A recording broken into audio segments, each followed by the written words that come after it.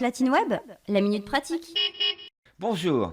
Au quotidien, nous avons souvent des questions pour bien trier nos emballages et nos papiers. Heureusement, pour connaître la règle de tri partout en France et adopter les bons gestes, il existe maintenant l'appli Guide du tri à télécharger. L'appli Guide du tri va vous faciliter le tri au quotidien. Nous allons répondre aujourd'hui à la question d'un consommateur: qu'est-ce que la tarification incitative?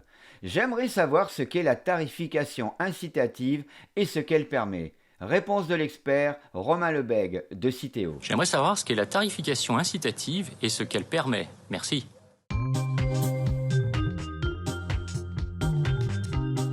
La loi de transition énergétique pour la croissance verte prévoit que d'ici 2025, 25 millions de Français bénéficieront de la tarification incitative. Elle est un moyen de faire un lien entre la facture de l'usager et les déchets qu'il produit. Répandue dans des pays européens comme l'Allemagne, l'Autriche ou la Suisse, elle est connue sous le principe de pay as you throw, soit payer en fonction de ce que vous jetez. Aujourd'hui en France, la tarification incitative est l'un des modes de financement de la gestion des déchets par les Français.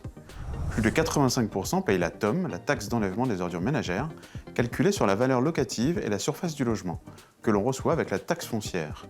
4% payent une ROM, redevance d'enlèvement des ordures ménagères, fixée sur le nombre de personnes dans le foyer. Et environ 10% payent selon le principe de la tarification incitative, c'est-à-dire que la facture est calculée à partir de la production d'ordures ménagères du foyer, afin de l'inciter à trier et à réduire ses déchets. Dans les territoires où la tarification incitative est en place, on observe que le tri progresse, soit plus de 30% d'emballage et de papier triés, et que les déchets résiduels baissent de 20 à 50% d'ordures ménagères.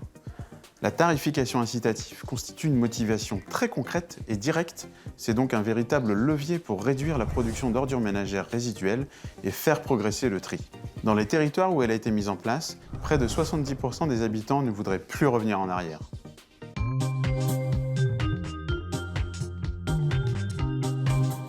Voilà, le tri au quotidien, c'est facile et c'est rapide. Maintenant, pour en savoir plus, téléchargez l'appli Guide du tri. À bientôt.